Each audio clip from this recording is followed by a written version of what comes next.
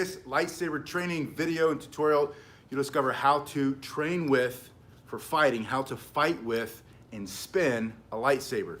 I'm gonna use my left hand a lot, but also the right hand. You're gonna see both sides, both styles, and what you should be doing if you have a lightsaber. To get started, if you're a brand new beginner, this is a great video, great workout for you.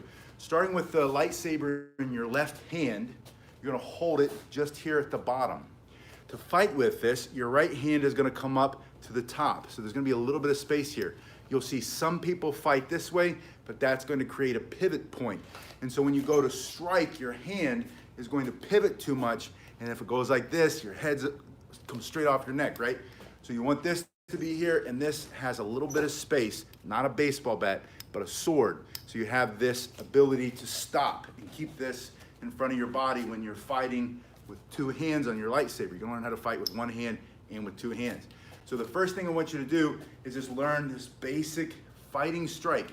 Let's say you start dueling with somebody else. You wanna get good at it for cosplay, or just because you wanna know how to fight with a sword. Starting in this position, you have this first strike, just coming straight down the middle. And notice that I'm stopping with the sword in front of my body so that you can't just slice my head off, right? So from here to here, practice this first strike. And it's okay in practice to bring it up a little bit higher and a little bit higher. Now, you don't have to go all the way to your spine, but I do. I like the way it feels, and I'm not gonna fight that way. I'm not gonna bring it back like this, I'm in trouble. But in practice, I'm gonna develop speed, power, balance in my shoulders, wicked strong core by practicing a full range of motion on this first strike. Now the second strike is going to come down at this angle and this angle. I'm gonna fight from behind the sword. Think about coming through their face at an angle, coming through their body. Practice your angle strikes on each side. Add the top strike, the first one straight down, 2, 3, and then down to the knee and to the other knee, 4, 5. So this is just a basic, fast lesson. Let's get you started. Middle, one side, the other side, down the other way, and I want you to block over here. When you block over here, push your hand, turn this way. The sword's coming here, their lightsaber is gonna strike you here, block it this way, push your hand and block it back on the other side. So blocking here, turning your hands down so your right hand is facing the floor, left hand is above it, blocking here, and then blocking on the other side. So here and blocking here.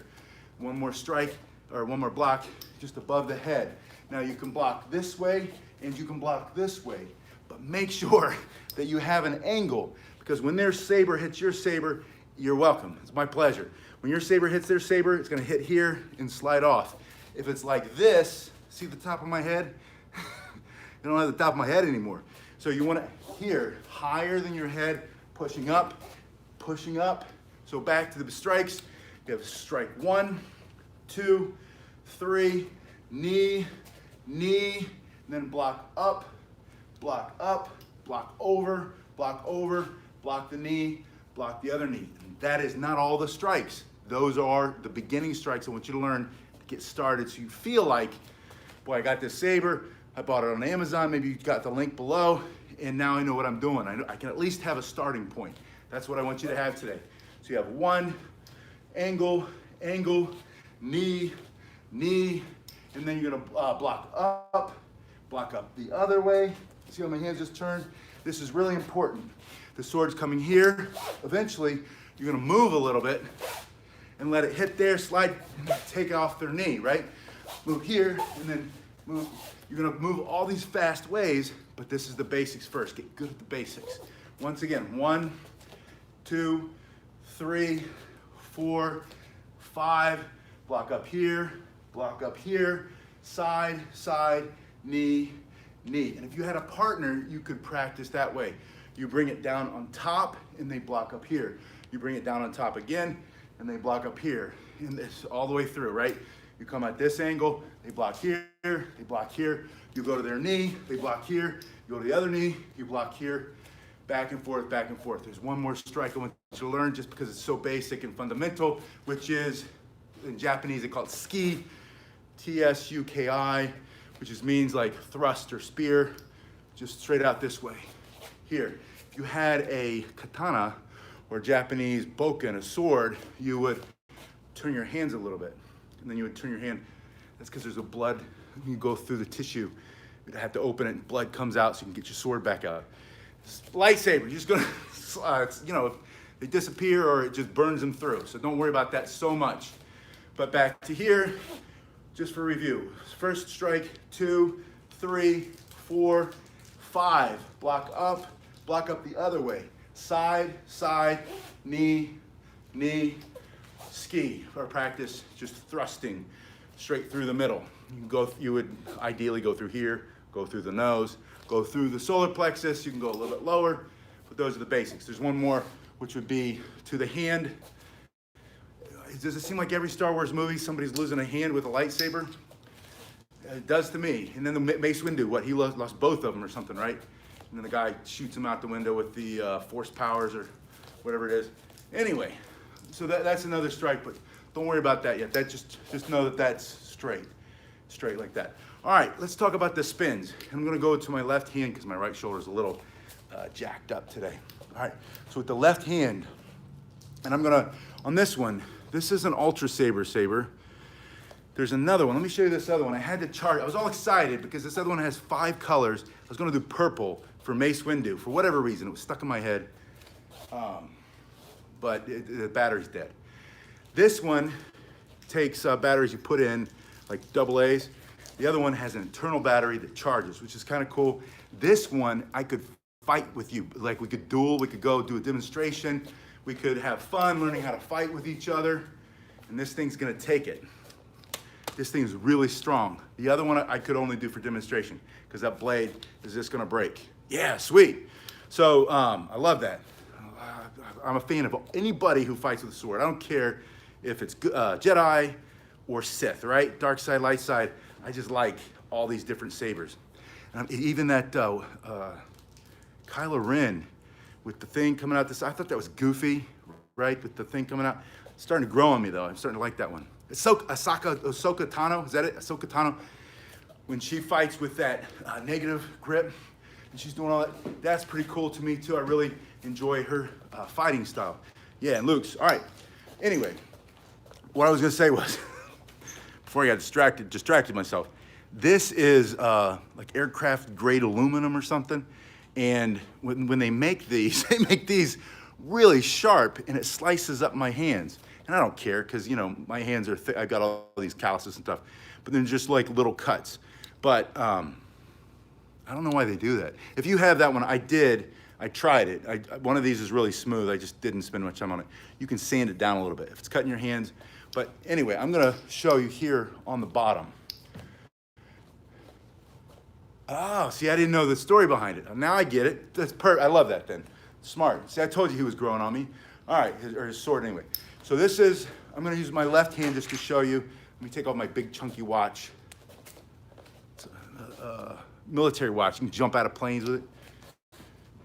Go underwater with it, all that kind of stuff. I don't, but you could.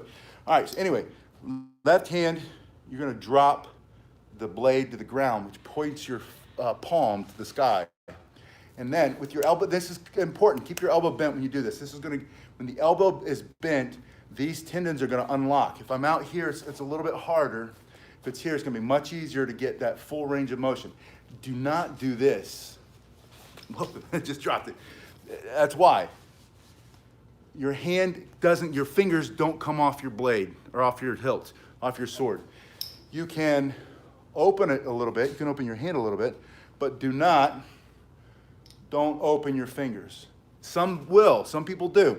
But if you're following what I'm telling you, in my opinion, that's a good way to lose your sword, especially if someone's fighting you. So you're gonna drop it and bring it around the back side of your body. So your palm goes up, the tip is in front of you, goes to the ground. You bring it behind your ear, back to the front. And this is called an orbital spin. Let me show you from the other side. This is my left hand. You can do it left or right, doesn't matter. Eventually you want to do it both. Just in case they chop your hand off like the Star Wars movie, you got to use your other hand. So that's the basic orbital. Everything builds off of this orbital. All of the lightsabers spinning builds off of the basic orbital spin. Orbital just meaning like the moon orbiting the earth, going around the earth, or the earth orbiting the sun. That's all that is. And this is behind my back. You can put it here and do it to your side, or you can put it out to the side and do it behind your back. When you want to learn the obi-ani, the Obi-Wan Kenobi, Anakin Skywalker, the obi-ani, it's a blossom, I forget what kind of blossom, plum blossom, peach blossom or something, in the Chinese martial arts, in Kung Fu. It's the same move. Basically, you have this spin here, and then you have an inner orbital on the inside of your body. And if you go back to here, and you just think about this being behind you, when you drop it in front of you. And now instead of palm facing up, your palm is facing down or behind you, and then you bring this up in front of your body. And this is a very important move because most people, when they start the obi-ani, they get this really well, they get this pretty well, they pull this out, and then they get stuck right here. And this is just that. If I go back to that orbital in front of my body, I'm here in the obi-ani, I pull it out, I just continue with that. Then I go behind my back, I do one spin, I drop it, my sword goes straight to the sky, just like a tree growing out of the ground. Let me show you what that looks like from behind. I simply pull that elbow out, watch again from behind. When you pull that elbow out, it forces your hand to go to the floor, which is where you started that inner orbital. Now you're not going to do the full inner orbital, you just bring it back around to here, allow your palm to turn, and go behind your back again. That's all the obi-ani is. It's one spin, I'm going to do a couple just to get warmed up again, but it's one spin, and then palm up, or sword up, elbow out. That's all that. You're just like letting it move, letting it go where it wants to go. From here, back here, behind your back, elbow, here, from here, 1, 2, and it's really important that you get it straight up here. I sometimes start going too fast and I cheat and I start doing this, which is still something, but it doesn't look as cool because it's not here, right? It's not technically the obi-ani because I'm not getting it up back here. And then I pull it out. So if you watch yourself in the mirror or on your phone, make sure that you get to here to be sure that you're doing the correct all the way through that full range of motion. So let's real quick again. This is the outer orbital. This is the inner orbital. This is a figure 8 or an endless spin to the front and the back of my body with a heavy sword. In front of me, this is the endless spin. So I do my orbital behind my back, pop it out, and then I'm back behind my back. 1, 2, make sure you add this spin here. So from here, out, spin, drop it, and then you just, when you're ready, start to speed it up, make sure it's still going behind your back there. Not to hit everything here. One last thing. Now, to go from this is called a positive grip, right? This is like you would hammer in a nail. If this were a hammer, you'd hold the hammer like this, and this would be the head of the hammer. If I have my hand like this would be like an ice pick or a screwdriver. I think if you were attacking somebody, someone was attacking you with a screwdriver, this would be a screwdriver grip. This is the hammer grip. Hammer grip is positive, screwdriver grip is negative. We go back to Ahsoka Tano, and then there's a new Obi-Wan Kenobi TV show coming out. And I've seen some of the people who guess, they're trying to guess, like, what's going to be on it, what's going to be on it. But they have different fighting styles, and they're like 8 Jedi fighting styles, or 10 or 7 or something like that, and some of you know already. But some of the styles of fighting have 2 swords, and one sword is in the positive grip, the other sword is in the negative grip, right? Or they're both in the negative, like the Ahsoka Tano, they're fighting here. But there's a lot of fluidity and a lot of spinning to get it from the positive grip to the negative grip, and I want to show you that. All right, so from here, think about your orbital on the outside, your orbital on the inside. That put together becomes the figure 8 or endless spin. Endless coming from an infinity sign. The infinity sign looks like this, or a sideways figure 8, and you're just tracing that, and that's where it becomes endless, right? It just doesn't stop moving. Now, when you're on the same side of your body, this is my left hand when I'm on the left side, and I go into that orbital outside where we started, this one, when it drops and my palm is facing the sky, I pull my 3 fingers out of the way and I'm holding it with my thumb and my first finger. From here, I don't stop the spin, I allow the momentum to go around, and when it does, I'm going to turn my hand outside. So I'm here, turn my hand outside, these 3 fingers, open again, my thumb comes out to the other side, and then I close my hand around it. Now I'm in that negative grip. And this is the same figure 8 or infinity spin in the negative grip, which are also strikes, slices, ski, thrusting motions going through. I can slice down, I can block up here, and bring the other sword around. There's a lot of cool stuff that I've seen in those movies or those cartoons when I watch them with my kids.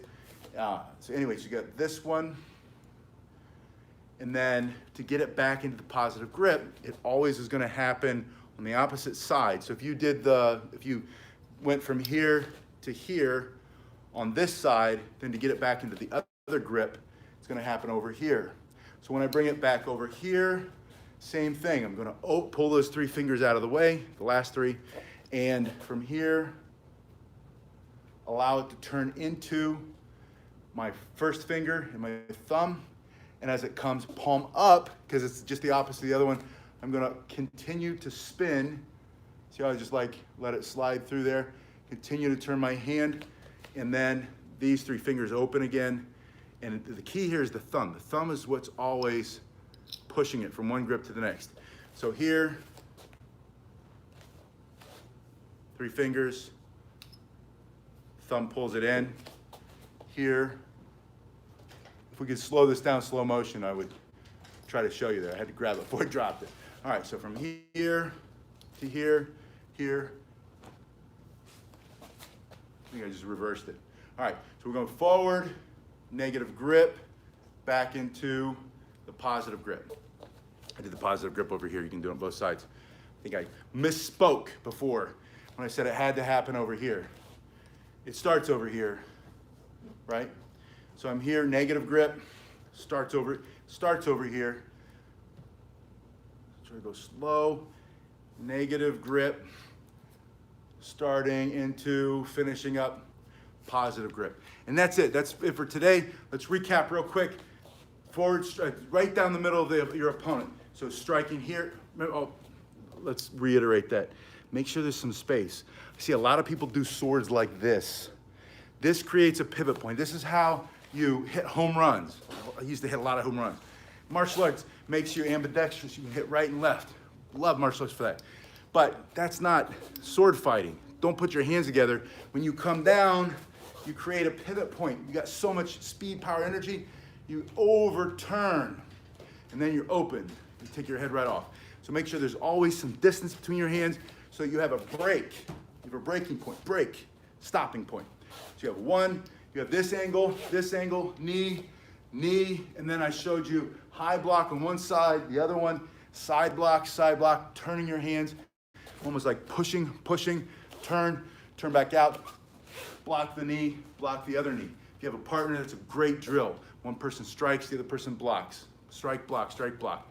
Then we talked about the orbital, outer orbital, figure 8. And we talked a little bit about the orbital behind the back into the figure 8 back in front of the body. And then that beginning to the obi-ani. From here, one full spin, and the second spin goes behind your back. From there, simply pull the elbow out. It'll point the sword down because your elbow's up. Continue the turn. That's all it is. You're just turning your thumb up. bring it back to the orbital behind your back. Elbow up. From here into your obi-ani. So we did the obi-ani, and then we talked about going from one hand from the positive grip, fighting here, into that negative grip, and how you get from one grip to the next. And that was simply these three fingers get out of the way, these three fingers come back in. Same thing, starts the three fingers out of the way. Japanese won't spin. The Japanese wouldn't spin their sword. Wouldn't make any sense. If you ever watch, I love those Kurosawa movies, the Seven Samurai, all the movies that George Lucas patterned Star Wars on came from Akira Kurosawa. I can't think of the names now, but there's a million movies, and then all the Yojimbo movies, and then the Blind Bodyguard. I must have seen 1,000 Japanese, there's maybe not that many, 100 Japanese sword movies, and the sword fighting style. And then I had Kendo instructors in Kinjitsu and Iaido. Iaido is the art of drawing the sword, taking them out with one slice, right? How you remove it, and then maybe you had 2 or 3 motions, and then you put the sword back. That's the Japanese style. There's no time for spinning. You start to spin in the Japanese and the sword fight, you're dead. The spinning comes from the Chinese sword, the Dao, right? That Tai Chi sword. And where, there's a lot of 2 fingers and the phoenix tail and all this other stuff. It's just like the striking martial arts. Karate, Taekwondo, Tang Soo Do are all very similar.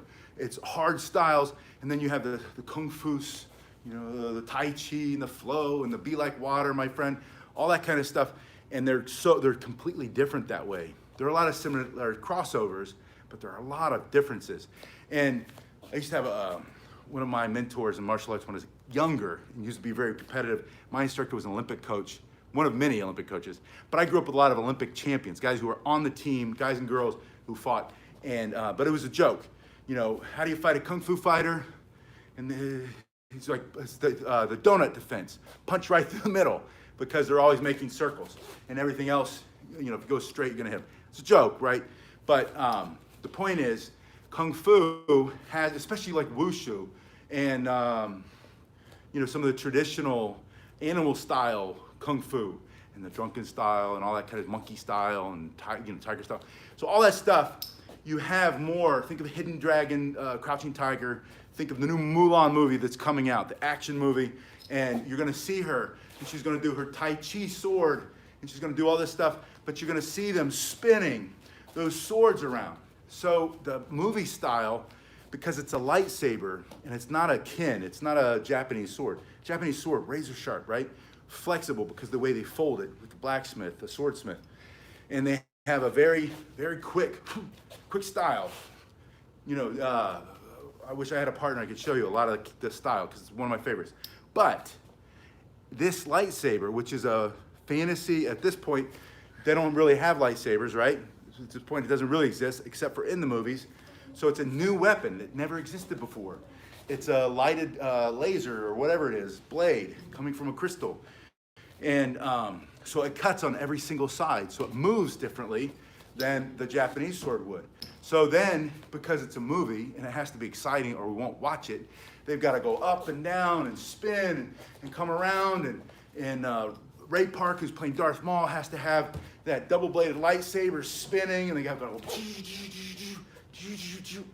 And the point is, so you have to adapt for what looks good in the movies. And what looks good in the movies isn't necessarily it's like Bruce Lee. Bruce Lee always did cool stuff with the nunchucks. But in a street fight self-defense, you wouldn't necessarily do some of those moves. Or, in a lot of movies, Jackie Chan. Jackie Chan was an incredible athlete, performer, dancer, acrobat. But, you couldn't do any of those things in a street fight. Maybe 1 or 2, but the flipping and spinning, the other guy would have to know how to flip and spin too, and you would both have to agree, okay, it's like martial arts competition, right? If these are the set rules, and we're gonna fight in this cage, then we're both, we can do this, but we can't do that. And that's what it is. So think about the Japanese style as being more of the fighting. This, the strikes, the blocks, the practical stuff.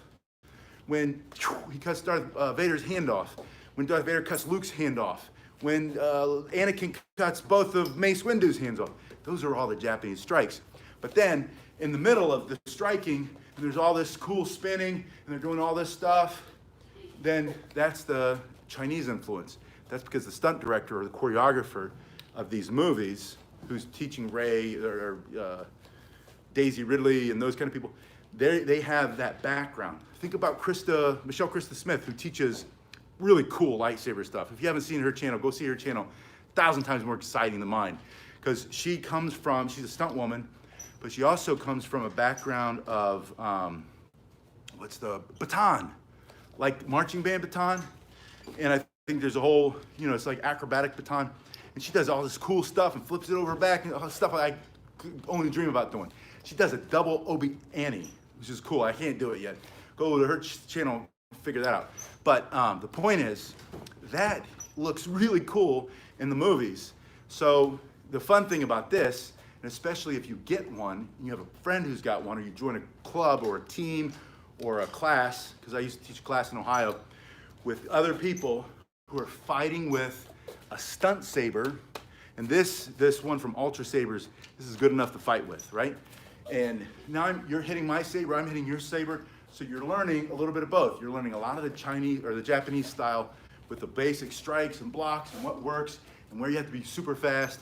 But then you spin away and you do a couple different things and you come back and then you're back into the Japanese style. So you have the marriage of the spins to the practicality. Spins are not practical, except maybe they are because it's a lightsaber, which doesn't really exist yet. Anyway, I don't know what I was trying to say. I hope that made sense.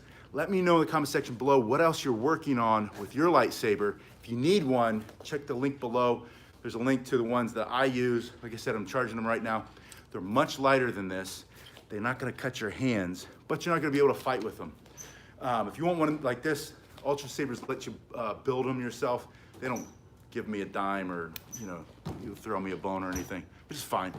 But if you want one like this, it's gonna cost you a little bit more, but it's gonna last you way longer, and you can hit things with it. You can hit other people's lightsabers, learn how to fight. I'll see you in the next one. Thanks so much for watching. Have a great weekend.